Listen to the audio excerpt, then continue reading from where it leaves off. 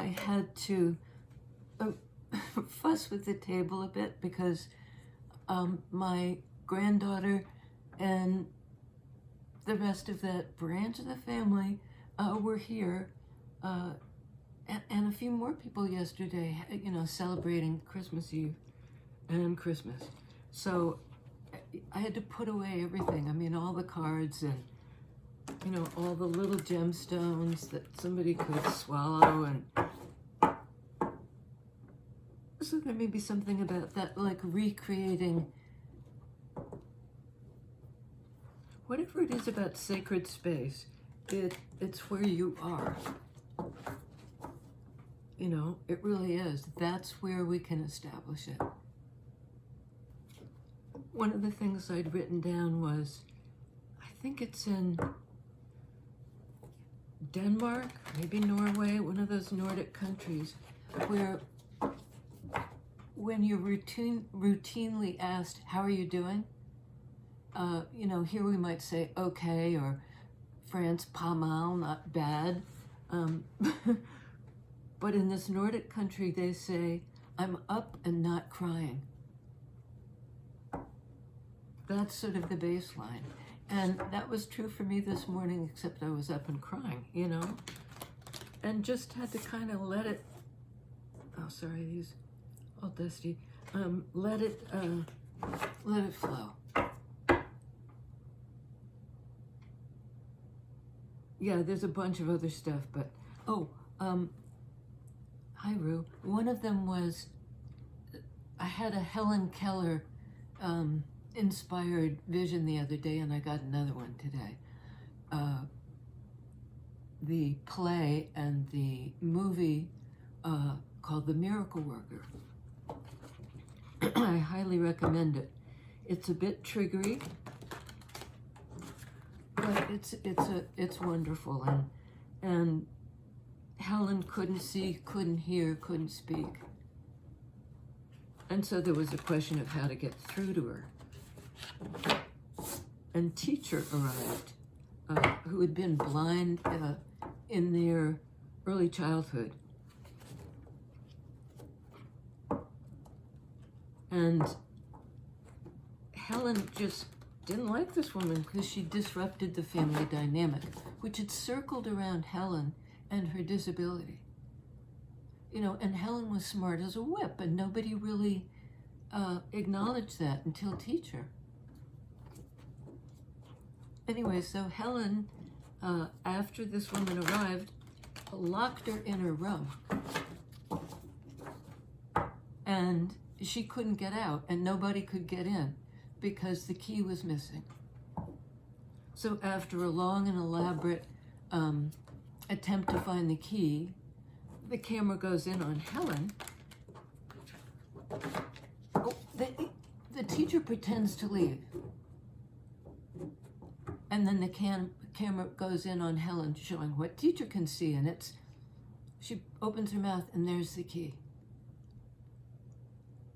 And teacher's like, oh, you sly thing.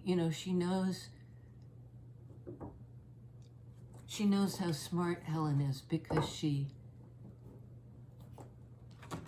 could kind of, I don't know, not reveal how much she understood in a conversation. And her ability to control. The image of the key in the mouth was what hit me, and I think it has something to do with this. Oops. So here we go.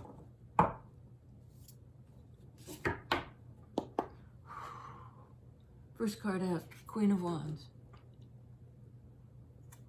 Wands speak to wands speak to control, to power. And I don't think in Queen of Wands it's control, really. It's just the ability to harness their own intuitive power. They don't let it leak out. They don't energetically allow people to take from them. They're in the feminine energy. They're all about receiving. Not about being drained, right? Receiving. So they're highly intuitive. They can read a room. And I think they, it's not that they avoid situations which they think will tap them, although they probably do. But they're just not tuning into that. You know, in other words, they could be in a room with a bunch of people who are, you know, arguing or something. And this one just can read the room and filter the energies that might in some way come at her. So she does have the ability, she draws it in, but she has the ability to block it too. Seven of Wands, to block it. This can be a boundary. This can be how you deal with obstacles. Because this is an obstacle, but it's Wands energy. It has to do with how we do it anyway. Wands energy, do it. And this person is protected. You know, they're not going to lose their power. This circle of, they're not going to lose their power, male or female. Good luck trying to disempower the Queen, of Wands, whoever is in that energy of that feminine.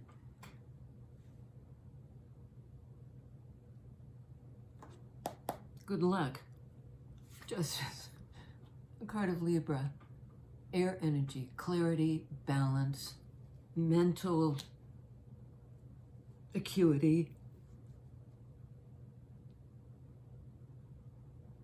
And it's both the ability to recognize sword energy, when they see it, a relationship between these two things that's balanced. And certainly, Queen of Wands would expect nothing less. They're not going to give out and get nothing back. Not interested in that. That's not what feeds their energy. So they know how to find it. Wands, an attribute of Wands, directional. But they also know how to block it. So they're versatile. They've got both possibilities. They're balanced. They're versatile. I like her, him, them, whatever. Magician. Major manifester. This one, you know, has the wand right in her hand. Is her there? You know, please fill that in always. But there she is with the wand in her hand, and the magician has the magic wand, and they have all the other energies too. Talk about balance. That's the place you can manifest from. When your head, your heart, your volition, your stability, your groundedness, all are in balance. You know, that's an ideal situation, sword energy, justice, Libra. But that's sort of what we strive for. Card of Gemini, Virgo. So we have Libra, Gemini, Virgo on the board. No Cups energy as yet, except Magician has all of them. You know, can manifest from each quadrant of the psyche. Four of Cups. This is one of the quadrants. A quadrant doesn't sound right, but you know what I mean? This is one of the, if the thing is prismatic, if it's prismatic love, which I often see this, all the Cups cards as. This is one of the, you know, in a prism, light is split into the various colors of the spectrum. And this sitting in sadness, it could be, or just sitting in feelings, is one spectrum. You know, and they're surrounded by love here. These three cups and the one they're envisioning, they're in a kind of open the heart meditation. Because if you're this way for too long, protecting yourself, you know, this is the circle too, but it's tapping into your feelings, your desire for connection, your desire for love. Not putting the boundary up to that. You know, knowing what you're manifesting into your life, or what you want to manifest into your life. How to channel the thing. How to tap in Gemini energy to the above thing, to the relationship thing. You know, like that Libra balancing scales. And also how to tap into, you know, Earth energy, Virgo energy, how to ground it, how to make it real. Four of Pentacles. Another Pentacles energy. Another 4.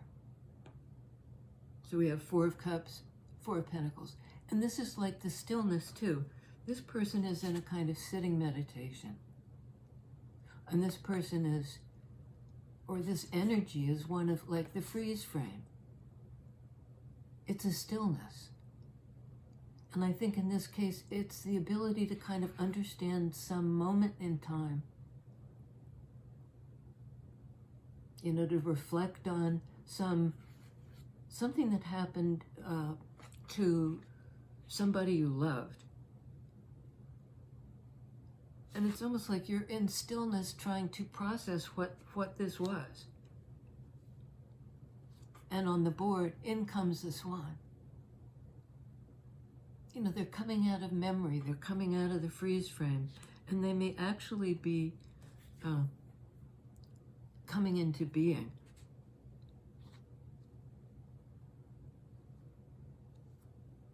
You know, they're manifesting themselves through this heart meditation. How to move forward in time, Pentacles energy. On Magician, we have 3 of Cups. So we have the 4 of Cups and the 3 of Cups. This can be a memory of a time of reunion, happiness, joy, coming together. Somebody wants to manifest it into the now. And I think this is how they're doing it. Through this, you know, I'll open my heart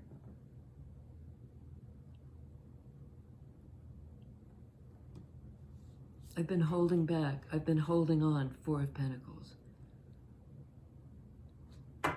Tell us about that 4 of Pentacles, please.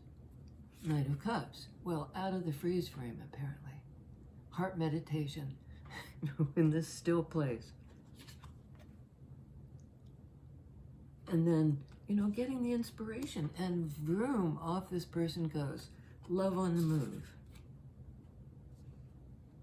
It might be some kind of like they're trying to get still.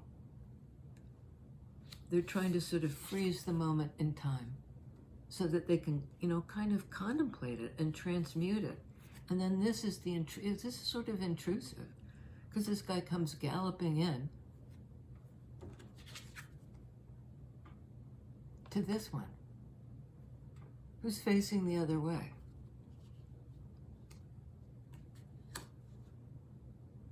Kind of interrupting. There's some element of interruption here, because this person was trying to stay still. 4 of Cups, 4 of Pentacles. 4 and 4 is 8. 8 in Major Arcana is Wheel. It's like, good luck with that. You know, we need the still moments. We do. I do I'm wearing my jammies this morning. Gift of my daughter for Christmas. She knows me very well. And I sometimes call a nap or just a lie down a horizontal meditation. You know, there are walking meditations, there are meditations you can do moment to moment just through mindfulness. And there are ones that you can actually bring into your life. So somebody's having this stillness interrupted. 8 of Swords. We have Justice in that same line. 8 of Swords can be being hemmed in by a mindset, but this is showing this eagle flying away, finding like a gap in the logic, or it's the key. It's Helen's key. inner mouth. Because in traditional Rider-Waite, Eight of Swords shows the cage of sword energy, of ideas, or, ideas about yourself, or ideas of the group about you. So there might be a genuine need for protection, but also like don't block your own exit route. Keep the key. It's definitely yours, and you've got it. Okay, on Justice, Two of Pentacles. Well, Justice, has got these two scales, the two sides of the scales. And this is sort of the same thing, except it's the meditation, the horizontal meditation. You know what I mean? Like, you can have it this way, or you can have it this way. And here it's some kind of horizontal meditation. Some decision that needs to be weighed up. And I don't know how Eight of Swords fits in the same sword energy as Justice. As Two of Pentacles. I switched them on the board. Oh, they're flying off the table here. Hang on. Yeah, that was the Three of Cups. So, yeah, I can't even get them back in order, and I don't think it matters. But Justice can be a decision, and so can Two of Pentacles. To really come to the decision, the clarity of the psyche requires some sort of, you can't get the two in balance without something that's plumb. The fulcrum from which this scale hangs is the balance point. There's something about the balance point. And then this key to the cage. Tell us about the key to the cage and the Four of Cups, please. Okay, we got a few here. Star card. Lovely energy of Aquarius. So this sitting meditation leads to this kind of enlightenment and clarity. You can see your way forward. You're guided by this kind of celestial light to be able to navigate the path. And in Star card, dipping the toe right in the water into feelings energy, right? It's clarifying Four of Cups, water energy. So somehow this stillness had to do with opening the heart, had to do with being guided. This is a card of great healing too. So this is some kind of heart meditation that led to a healing place. A place in the psyche, to do with our clarity and our idea of balance. It's being fed by two streams. This pool. And in fact, one's going in and one's going out, or the other way around. In traditional Rider-Waite, it shows the maiden with the vessels. And even though they're pouring out, they're pouring in. This is sort of the inexhaustible well. It speaks to the collective, too. And, when the collective turns their mind, sword energy, to their feelings, gets still, and allows the feelings to come up. Absolutely revolutionary and transformative star energy. Okay. So, these two go here. We have the new beginning, Wands energy, the inspirational, the new idea, on Seven of Wands. It's almost like the key again. Here's the protective circle. And here's something that inspires forward movement of the personal, Wands energy. And it's towards something real. It's like the braided, Three of Pentacles. It's somehow like braiding our lives. For real, here and now, in this lifetime. Doing that work, bringing it to bear.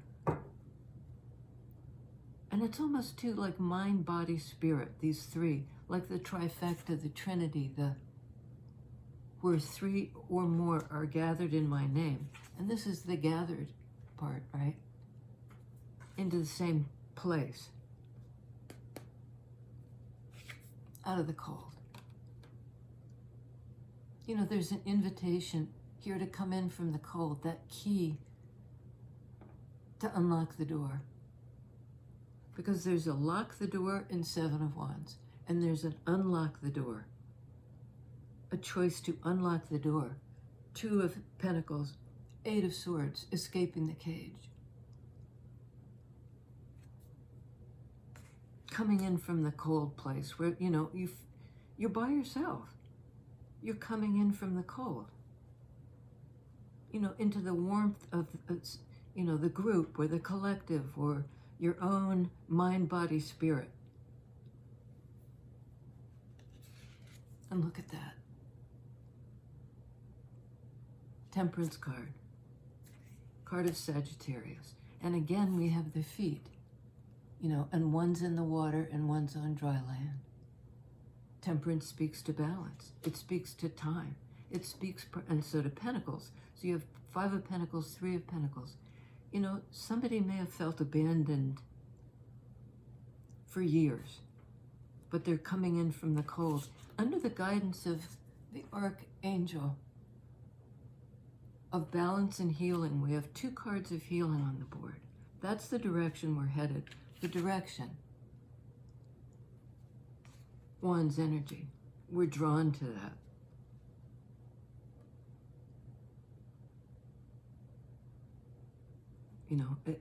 That door is open to us. We have the key. It's like nobody can lock us out of the embrace of the people we're destined to be with. The connections right now in time, Pentacles energy, may not last a lifetime. Friends come and go, relationships come and go, and part of the kind of beauty of it, incredibly painful, but very true. The key turns, but we can't lock somebody in the room. They have the key. Did I drop another one? I think I did. The cards are raining off the table, probably time to end. But I do think there's a key that releases us from some way of thinking about it that was really self-limiting. Because Five of Pentacles can speak to that,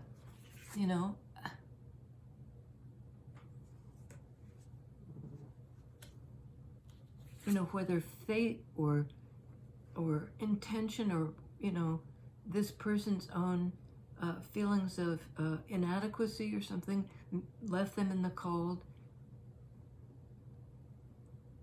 This is fire energy. This is in from the cold. This is that full spectrum love I was talking about, the prismatic love.